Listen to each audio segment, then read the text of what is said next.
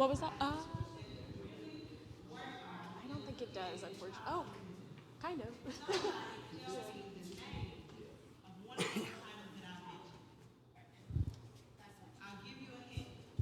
We're just going to give them one more second.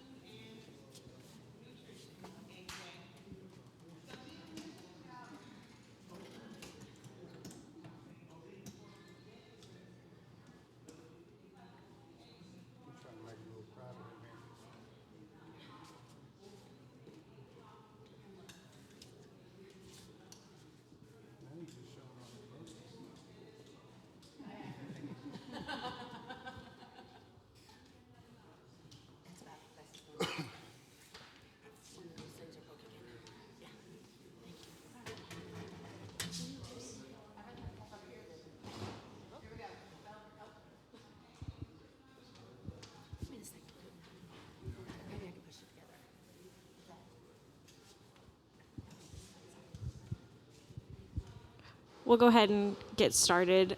They might still be figuring that out a little bit, but hopefully it won't be too disruptive. For those of you who I didn't meet this morning, my name is Emma Haney. I am an horticulture extension agent in Northern Kentucky. And so our first talk this afternoon will be the Alley Crop Project from John Haney, no relation. A senior research and extension associate in forestry and natural resources here at Kentucky State University. Thank you. Thank you all very much. This is arguably the hottest or hardest slot of the day. So everybody's got lunch. We're going to dim the lights. You'll get, real sleepy or whatever. And I'm going to call you out if you can fall asleep on me. So I'm going to try to stay out of the weeds so much with the education aspect of this. But this is more of a presentation to kind of engage your thoughts as small farmers. If you have a small parcel of land or something that just maybe not as productive or something that you'd like to incorporate to diversify your current operations, this presentation hopefully give you some ideas and engage your thoughts on such. Mentioning agroforestry as well as specifically alley cropping or whatever, it comes at no surprise. It's just where we slam the two terms together, agriculture and forestry. And in doing so, we come up with the definition of a crop and or animal production system that have implemented woody stem plants. So essentially, you'll have your crop systems out there, but you're also integrating those woody stem plants, so shrubs and whatnot, and you're taking advantage of that parcel of land. There's a lot of benefits to that we'll cover as we get into the presentation. But essentially, you're making the most out of a small parcel of land by providing several different benefits, with them including the environment, the economy, as well as social benefits. While mentioning agroforestry, there are several practices that are implemented with that. Windbreaks being one. Now, granted, that's going to be more in your Great Plains area and further north as you have issues with wind, but that's not to say we don't have issues with them on these ridge tops here in Kentucky. Some of that wind can be brutal, and with our installations, the elderberries, for example, they provided a little bit of a windbreak for us. Additionally, we have riparian buffers, also known as riparian buffer zones, and this is that intermediate area in between your agriculture and water bodies. And what you can do, a lot of that gets grown up because you cannot get certain implements down to take and till that soil over, or it's a little bit more hands-on. So what you can do is use some of these methods to take advantage of those zones while providing a beneficial impact to that water stream. Also, forest farming, this may be something that most of you are a little bit more familiar with. Mushroom cultivating, golden seal, ginseng is an example as well. What you have is a managed forestry canopy there, and then you're taking advantage of that space underneath it by, producing something in return. Additionally, we also have silvopasture. This is getting a little bit more attention these days as we're taking, trying to find better ways to take and implement our grounds and what have you. With silvopasture, you have an established tree agricultural system there. This could be nuts, this could be fruit trees, chestnuts are big for an example or what have you. But it could also be something as in you're producing timber for posts, even lumber or whatever, and then you're grazing in between those established trees. Special applications, and this encounters a lot of different subjects or whatever, but the one that always comes to mind is in regards to some areas of the world. We're very familiar with country ham, but it's a delicacy elsewhere where they've developed methods to take and finish pigs in some of these installations, and it produces a different quality meat to that animal. And so in doing so, you can price and get a higher price yield of this product. And then finally, alley cropping, which that's what I'm most familiar with my work over the past 3+ years or whatever. I've gotten very dang close to understanding a lot of these systems, specifically alley cropping, and then how we've incorporated that within our program here at KSU. And alley cropping, most of you will probably understand it more as in crop production systems being integrated within those woody stem plants, trees, and shrubs. Over the past 3 years, we've had 4 installations that we've established throughout Kentucky, one of them being at the Raven Run Nature Sanctuary in Lexington, Kentucky, another one being with a private producer in Estill County, and this is in Irvine, Kentucky. We also have one that we installed at Eastern Kentucky on their main campus in the agricultural complex, and that's located in Richmond, and then of course here at KSU on the western side of town. The first one being Raven Run. As this video plays, you can see we encountered different soil types, different terrain as we went through each one of these installations. However, the idea with Raven Run was to establish an alley crop system that was aesthetically pleasing, but also engaged the general public. So with this system or whatever, they've been able to take and bring in the Boy Scouts of America.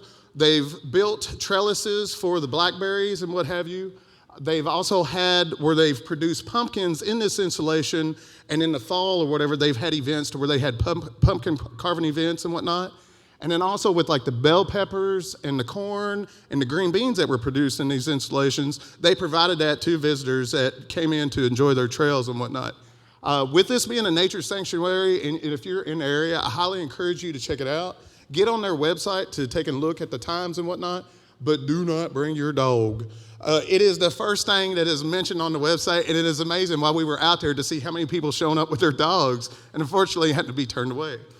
With that being a nature sanctuary, they've got a lot of guidelines and regulations that they fall under, and unfortunately, bring your dog would take an impact at. The idea of with that nature sanctuary is the Kentucky Palisades with the preservation of such. Beautiful area with 10 miles of hiking trails and whatnot. So a perfect place to take and have an installation like this for the community to take and be involved, see it. If I can get my highlighter, you see the main road is right there. So as you pass the entrance to the sanctuary, you can actually see where it's showcased right there. The layout is, again, we've got the woody stem plants established, and we're growing crops in between there.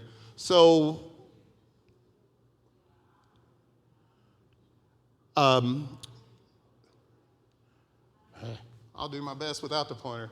On the established ends, they've got a little bit of distance or whatever. That's where our elderberries were at. With the areas that have a significant more space in between the rows, that's where they produce the pumpkins and whatnot. With those vines growing and whatnot, you've got a little bit more space you got to maintain. But this was also established with in mind for expansion later on.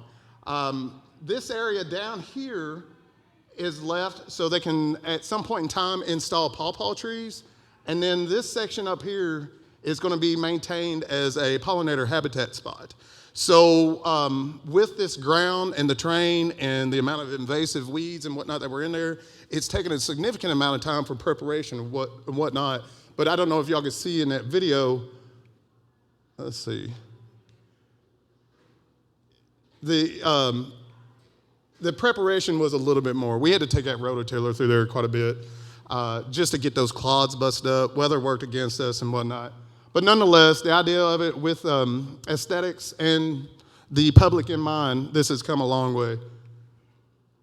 Our next installation is more producer focused, with production being primarily the objective, as well as a little bit of aesthetics involved in this. This is Brian and Rebecca Shobe of Estill County, located there in Irvine. They're situated on 170 acres, and it was historically tobacco and horses. So the ground, we did have a little bit of soil impaction and whatnot. Preparations, we had to invest a little bit more time in such. But since implementing, or while implementing this alley crop installation, they've also looked to like timber and native grasses and pollinator habitats in that area as well. This alley crop produced 3 different cultivars of peppers, which you'll see is going to be routine for each one of these installations. And that's just to kind of give it a change, providing multiple cultivars or whatever. And additionally, they planted zinnias as the potential for cut flowers. There is a bit of a learning curve. The zinnias did great, and I've got a photo that I'll show you where they just look absolutely beautiful. But that's a different management practice when you get into that cut flower realm. So you're going to have a cooler or something. You got a little bit more of a production system you got to keep in mind. But nonetheless, it makes the entire installation look good, and there's profit involved in that as well. Also, yellow squash, and then again, what's going to be routine in these installations is the 2 different cultivars of elderberries that are located in there. Beautiful layout. What should stand out in this photo as well, as besides being gorgeous, is that there was room for expansion. So this covers just roughly a third. It's just over a third, just shy of a half an acre. And I don't have any actual numbers that were reported out of this, but they had a great crop the first year with green beans, bell peppers, and a few other items. But as we've learned, a lot of other people learned, green beans move fast, but it is so labor intensive. So you're out there like this every 2 to 3 days getting green beans. Now, if that's something that doesn't scare you, have at it, because I promise you they're going to move. They're going to move at a farmer's market or whatever. Everybody enjoys fresh green beans, but consider that labor investment in it. Also, terrain was a bit of an item to take and work around as well. We've got these 2 drainage ditches here, and when we measured it, we're trying to take advantage of the most space possible that we can. In doing so, we've limited our space on the end of these runs here, and so equipment to take and mow and keep that maintenance up became difficult. Valuable lesson to learn. We got tied up in some of the irrigation along the way or whatever, but we know now, okay, if we've got a space similar to that, let's make sure we get our measurements appropriate and consider our equipment when we do that design. Eastern Kentucky as well. This one is highly showcased on the campus within their ag complex.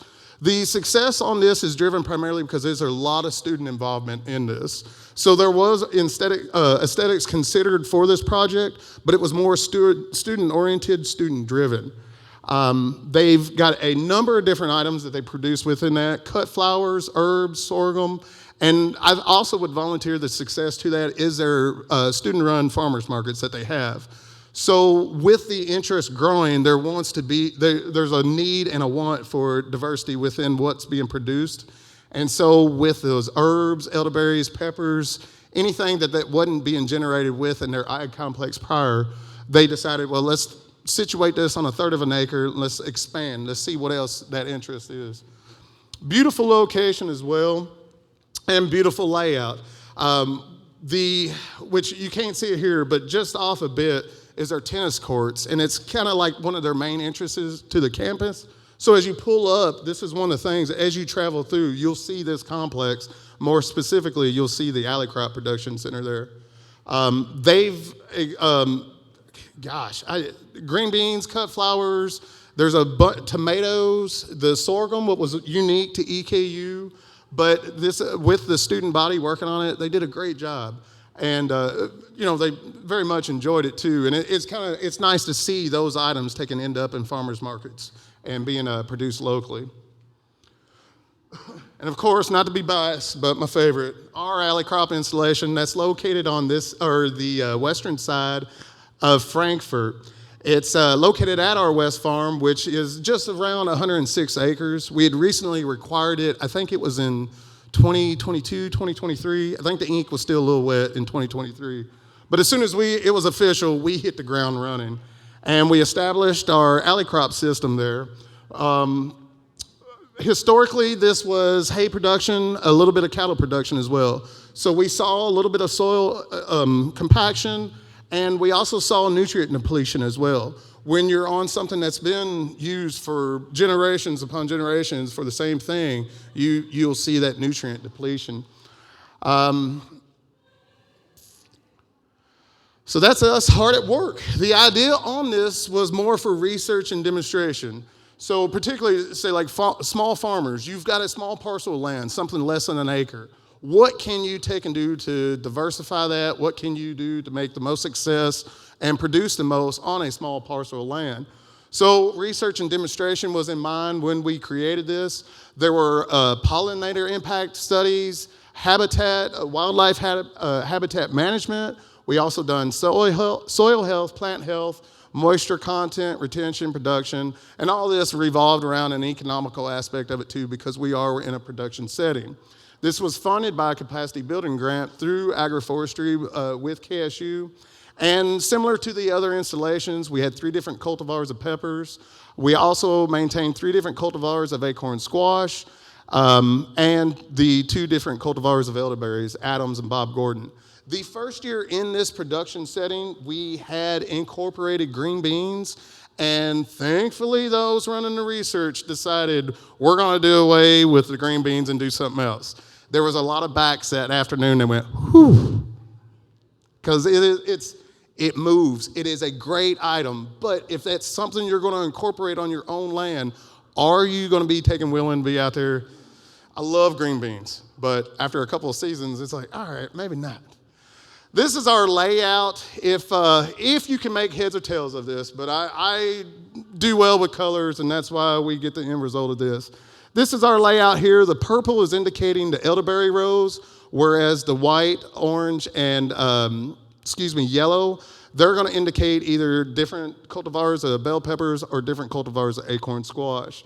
This was a photo taken last year, just as soon as everything got established in that. And you will encounter, these tips or whatever that I'll get into, you're gonna encounter some problems along the way. Just have patience. Every installation was different for us. We had to use a different approach to it, especially with the objective at hand. And in doing so, we've found maintenance was different at each one, preparations were different at each one, and the headaches were a little bit different at each one. Just a couple more angles at these are specifically of the alley crop installation located at the West Farm. So we've got all these different methods. We apply them onto our land. What's the reason for it? Well, there are several benefits to that, sustainability being one. I hate for that term to come in my head, or that old adage, but it holds weight in this. Don't put all your eggs in one basket, right? So if you're invested in a monoculture and then soybeans or corn or something like that drops, you can count your profit loss for that year. This, by implementing some of these methods or whatever, you're diversifying. With us, we had the bell peppers, we had the acorn squash, we had the elderberries. So it wasn't just one thing that we were generating off that small parcel of land. We were actually diversifying and promoting sustainability in the return. Income, again, diversified income. The elderberries were a big hit during COVID. If y'all remember during 2020, it would seem like every commercial was an elderberry antioxidant, vitamin supplement or whatever. So they did get a lot of different attention during that time, and it's still it's marketed primarily with health incentives. And so you want to take and diversify. If you got a little spot, put a couple of plants out. They're easy to propagate, and it also helps increase that diversity in regards to wealth and promotes that in rural communities. So if there's not as many opportunities for employment, this is something that's easy to take and implement on a small area of land, even in a backyard, and you can potentially generate a little bit of income. Now, you're not going to necessarily become wealthy, but I do have an idea about that, and I'll discuss that here in a minute. And not saying it's going to work, but it's just ideas. Habitat improvement, as I mentioned earlier, wildlife habitat improvement. And if we're in speaking in regards to the special applications, if you had leases for hunting or whatever on your property, this would be something you'd want to take and incorporate into maybe the back 40 or something and take and promote that habitat improvement for that hunting or whatever leases or whatever you have in place, and increase pollinator diversity.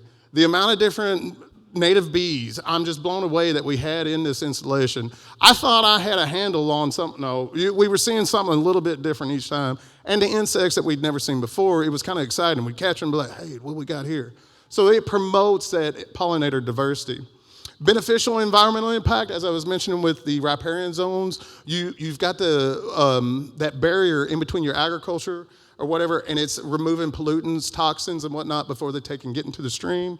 Bioenergy, fuel production. The one thing that comes to mind each time I mention that, if you're going to a creek somewhere or somewhere where recreation is promoted, all the houses going there, they all have firewood for sale.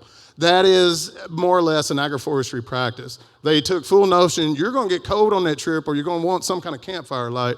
They're going to sell you a small rick or a small bundle for about $5-7, whatever the case may be.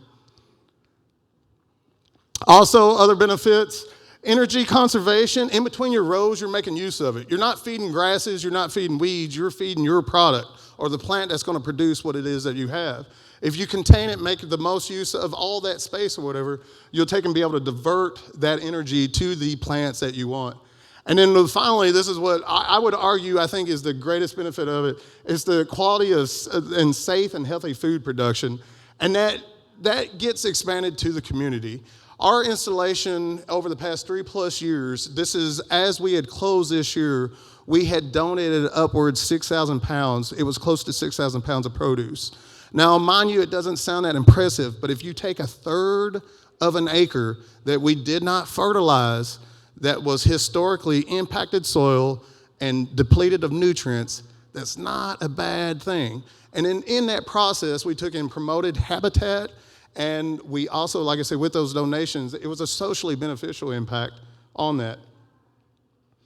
So we've kind of covered some the methods of agroforestry, specifically alley cropping. I've highlighted a few examples of the alley crops within Kentucky. But these are some points to ponder if you do have a small parcel of land and you're considering this. Now is the time to take and sit down as you're getting these catalogs and you're getting your seed catalogs and you're making your wish list and you're going to grow the Taj Mahal of gardens that you never actually get to take and grow. Right now would be the time to take and sit down and plan it out.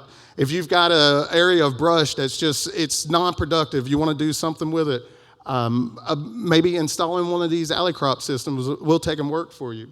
But you've got to sit down. Don't overthink it. It's not a big deal if you do so, because we all take and get ahead of ourselves. But you at least want something on paper. You want some kind of grid work. You want something that's going to promote expansion, but at the same time where you can maintain your sanity. Soil, test your soil. Any kind of implementation, if you're turning over dirt, get you a sample, send it to the extension office. Contact those individuals on the process on how to properly collect your sample, where to collect it, and whom to send it to. Because that's going to be key on once you get that installation established, what you're going to take and maybe have to supplement in regards to nutrients and depending on what crop you're producing as well. Irrigation, I can't stress this enough. You're not going to be out there every day to take and be able to water it. So you'll have to take in one of your biggest investments, it's going to be irrigation. Think it through. Think of how you're going to establish your system, whether you're going to have heavily mulch or the landscape fabric, and in doing so, how are you going to take and irrigate those plants? I would argue of all the aspects to consider that, irrigation is probably going to be your most expensive investment in one of these methods that are practiced. And with due measure, because it's one of those out of sight, out of mind, but if you're sitting at home on the couch, you've got to rest assured, I invested in my irrigation, it's not going to fail me. And that's what you want. That's going to keep you from having to be there most days. And of course, the design and layout, you can think it through, just make sure as you're designing it, measure your footprint accordingly. Also consider your equipment that you're going to be using in it. If you have a mower or something to that effect, you want to make sure it's going to fit in that installation. And then also how you're going to take and, if you are going to take and implement mulching, whether it be landscape fabric or other. Understand your market. Just because it's going to look pretty with a bunch of elderberries and peppers and all that, do you have an in place for them? Kind of fill your markets out. Go to your farmers markets. See what's not there. Maybe you can take a single row out of your installation and dedicate that to something specific or something new. Just kind of fill it out. What is it that you're selling and whom are you selling it to? And specifically to elderberries, I think what's going to be the next phase for elderberries or the next interest is when somebody develops that next product. So we all are familiar with jams, jellies, the health gummies and whatnot, but you or anyone that's close to you, if you're considering elderberry, sit down and think, what could be that next product? Is it going to be the fruit roll-up or something that effect? Is it going to be a tonic of some sort? I honestly think if that next product is available in it, then we can see this resurgence of interest in it, and with something like elderberries, keep rocking with these agroforestry methods. Consider your labor demands. Again, green beans. If you're okay out there with rear ends and elbows, then green beans is your product. But if you're looking at profits, consider what your area is demanding. Cut flowers, again, everybody's interested in cut flowers, but that's a different process. You've got methods you got to consider to make sure they're viable when you get those to market. So a little bit more work in it. Crop depredation, I assure you the wildlife will be very thankful for all of your hard work. In some of these installations, we had a deer fence up, but it wasn't just deer. The mice took and decimated us one year with the acorn squash.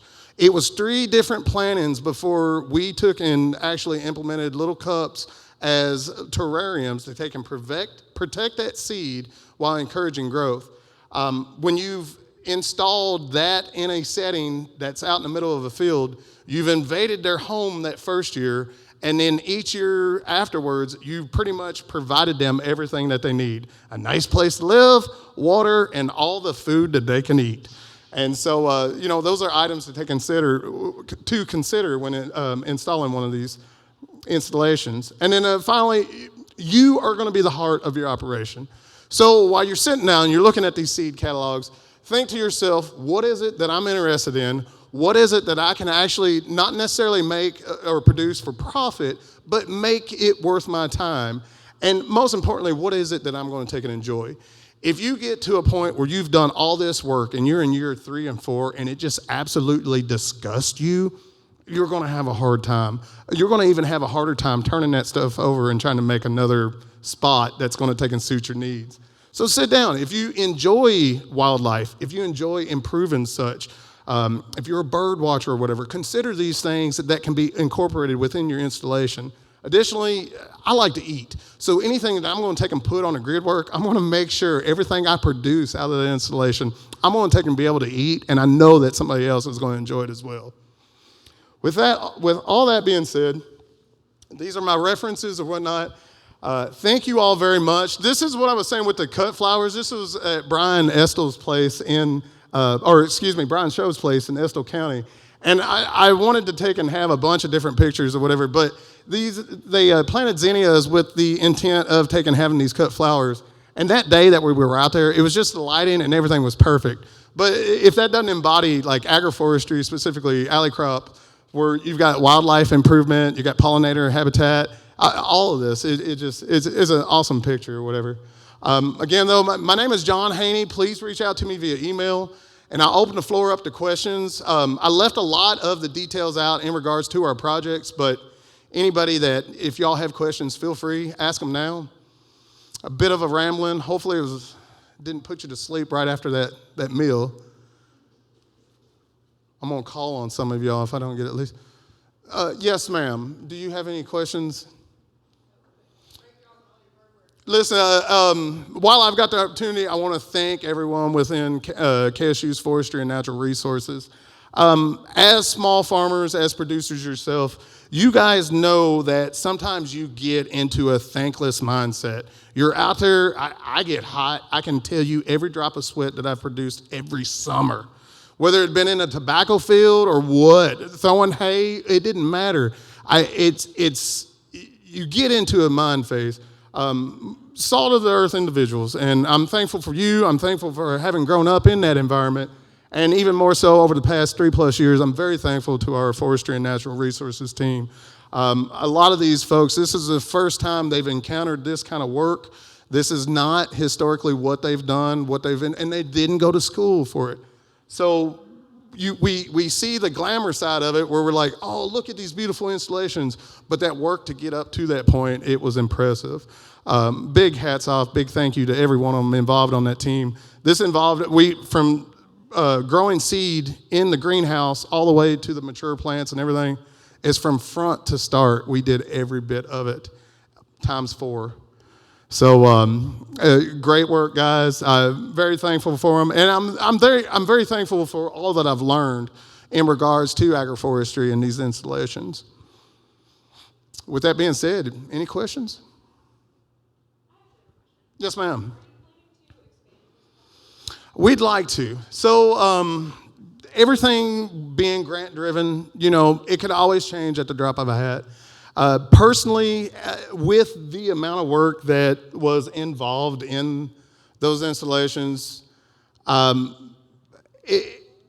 would like for it to be expanded into, and I'm trying to get back to ours specifically, to kind of give you all some ideas. Do you see that space in between each one of these rows?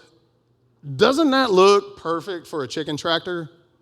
It's the right size that they can be able to implement a chicken tractor in that. So now, within alley cropping, we're also implementing silver pasture methods, right? If the chickens can't do it, let's 1 or 2 tractors to produce broilers, and then we expand our electric fence, and then we have sheep grazing in there.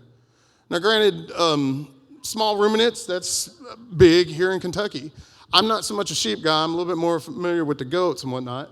But I do know enough that if I want something that grazes as opposed to browsing, especially with those elderberries in place, that would be perfect for that.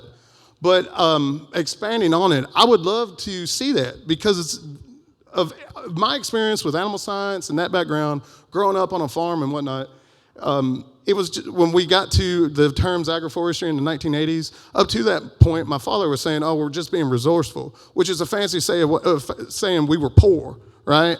Not poor. We couldn't afford that second O, so it was just poor. So, walnuts or whatever, we were taking advantage of that land, but at the same time trying to leave some kind of benefit impact in return. So to answer the long answer on that, I would absolutely love for it to. I'd like for discussions to be open up on that because there's so much room for growth. Now, mind you, this is 1/3 of an acre also. I'm still impressed. That's 1/3 of an acre that you can do all this different stuff in. If you've got a huge family or if you're in an area with, say, young adults or, high school kids or whatever, this is something that'd be great. 4-H students with Raven Run that I had mentioned, they implemented the Boy Scouts of America to do some of that construction work. So there's so much benefits all around. Yes, I would love for it to be expanded. Yes, ma'am.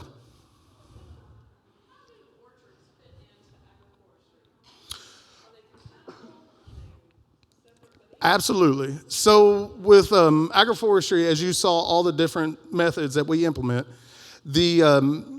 for fruit production, that is probably going to fall into the riparian buffer zone specifically methods, or if you've got that in a setting to where you're producing these crops in between it, now you're involved in alley cropping. There is a lot of different examples specifically within Missouri that we're seeing. One of them, the one that comes to mind, the gentleman has a chestnut orchard and he's producing oats underneath that canopy. And they do some sheep grazing within that installation. But the idea is, I said oats, but it's oats and wheat. And the idea is there's going to be a nitrogen fixing component that the chestnuts are going to benefit from, while they're also having that thatch layer created there from the wheat and the oats. And then while it's young, as a cover crop, they do allow a little bit of grazing on it early in the season. So it is amazing the different installations that people are incorporating. To give you an example that I'm amazed about, and it's still a little bit foreign to me, the hazelnuts are really getting a lot of attention now, and that's because of the truffles. And so in central Kentucky, there was a lot of irrigation needs picked up because there was a huge interest in these inoculated hazelnut trees that they were going to implement for truffle production. So if you had something like that incorporated with an installation, and then you also had, adopted silvopasture practices or whatever, yeah, these orchards, I think it's the browsing effect that is the big concern. So if they've got the animals involved, they have to make sure they got the tree guards in place. They do have to have a little bit of electric, and that's what I'm seeing with the goats because of the browsing effect. But the work that some of these producers in Missouri that are doing right now, it's like we've gone backwards to take and learn a lot more in regards to goat production and goat health. And they are a well-oiled machine in regards to what they're doing at what point in time of the year, to the point now where they're finishing hogs off in the wintertime to market. And this is while they have snow on the ground. The installation that I mentioned earlier with the oats and the chestnuts and the wheat, they're sprouting grains off that installation to feed their hogs that they finish off in the wintertime and sell to market. So it's crazy beautiful, kind of, right? We're used to monocultures. We're used to seeing that apple orchard or that pecan orchard in photos, and that's all you see is nothing but the same tree all the way down, like bullet rows, where you can shoot on one end and it hit the tops of every one of them trees.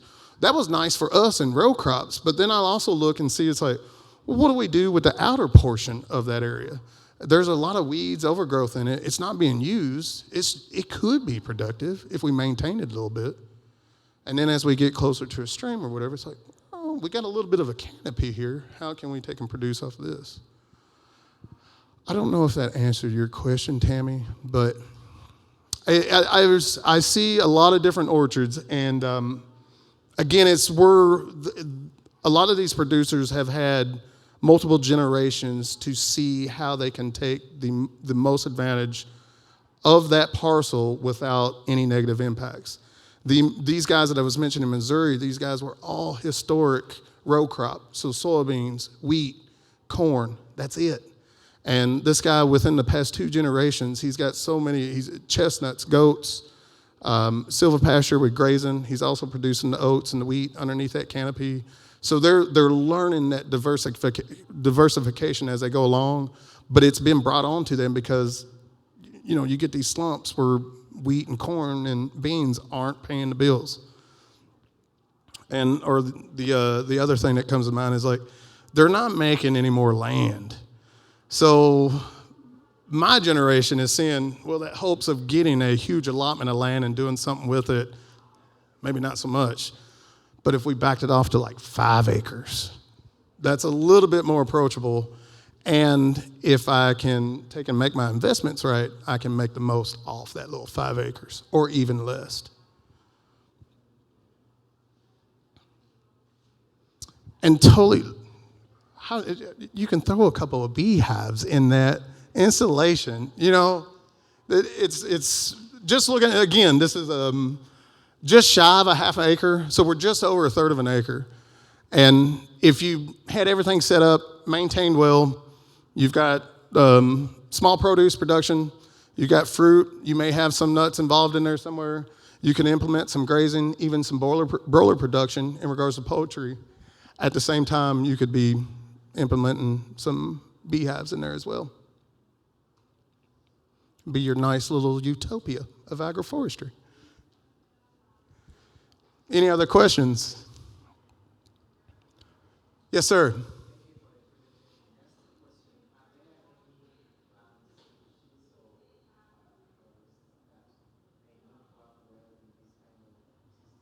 So the first one that I would come to mind to promote would be elderberries. And the reason being, there's not much of a learning curve there. You can propagate this plant easily. It grows in poor soils all the way up to the most fertile soils, and it grows in a gauntlet of different terrain or whatever. So if that's going to be the centerpiece to your installation, that would be one I'd go to. Multiple uses, you got windbreaks, you got all that. Problem is, not a lot of folks know what elderberries are, with the exception of elderberry jams and a few like elderberry wines and whatnot. So you'll think of, what your intentions are. What do I want to get involved with nut production? Maybe I want an orchard of apples or something to that effect. I want to implement some fruit. So the idea is you'll find what you're looking to take and produce, and then that room, that space in between your plants or whatever of your production unit, you're going to take and implement one of these practices and grow something else within that. Or take advantage of the grass that's growing there, and instead of mowing it, maybe graze it. Chestnuts, I see a few pecan groves and what have you, but these were old trees established years ago. So now the practices have changed, and when you got a little bit more established canopy, they've branched out into that mushroom production, golden seal production, and what have you. Ginseng, that's been a hit and miss thing. When ginseng caught popularity, we got into a depredation point where we're taking more than what's being produced. So with these settings or whatever, that's something to be like, okay, maybe some kind of conservancy efforts or whatever, or at least something that can be more managed effectively by you or someone else. Lots of opportunities to employ different methods and different items in that. So when I'm sitting here and just like all the examples that come to mind, you could have an idea of what you want, but if you don't know your land and what could potentially be produced on it, then you may start, scaring away and investing a lot of labor that you don't need to.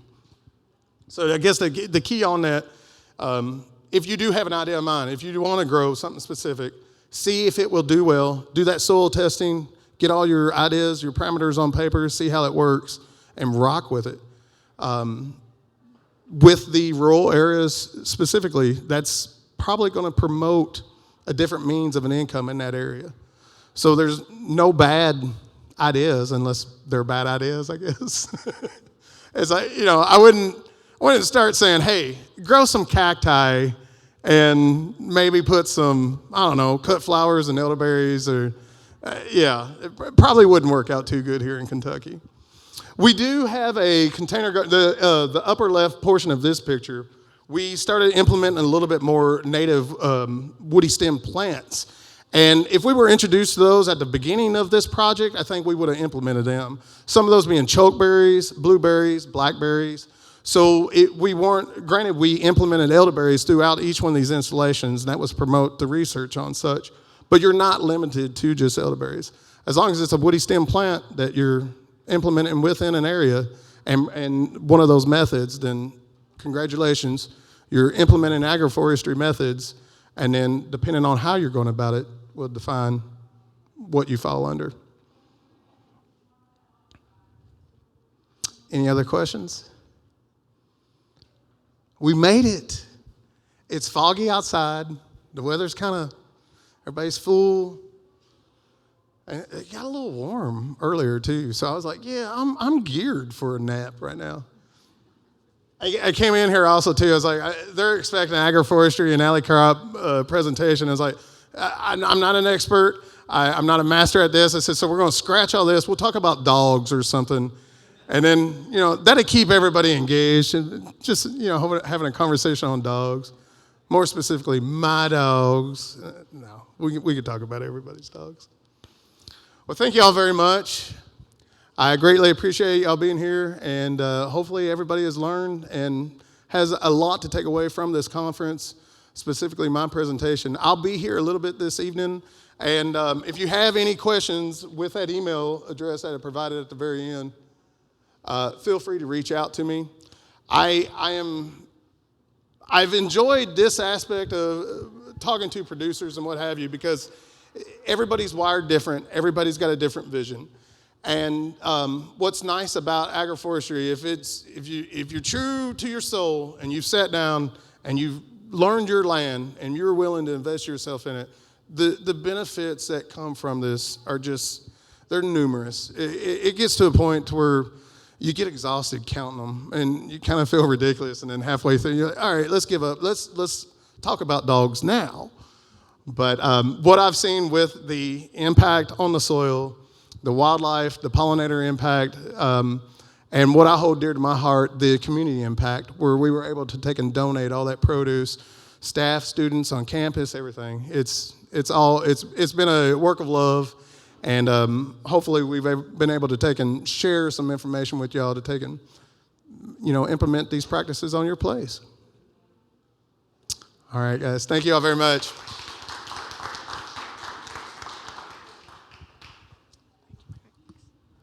All right, and our next presentation will start at 2.